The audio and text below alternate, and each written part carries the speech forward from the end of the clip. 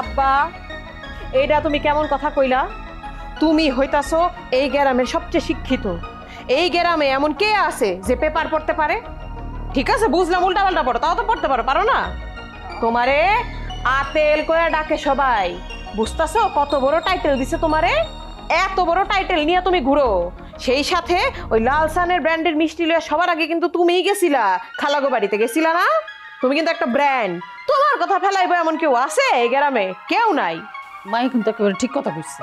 যাও তুমি ওই সুমন্যের দোকানে যে হুরুত হুরুত করে চা খাও, দেখবা তোমার ব্রেন থেকে একেবারে ফুরফুর করে বুদ্ধি বের হয়ে গেছে। মা তারা মনে আমার খারাপ হয়ে যায়।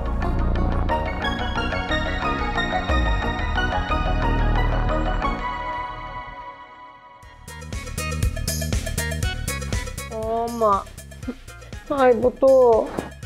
আইবা, আল্লাহ আল্লাহ কর, সব ঠিক হয়ে যাবে, তুই চিন্তা করিস না। আচ্ছা।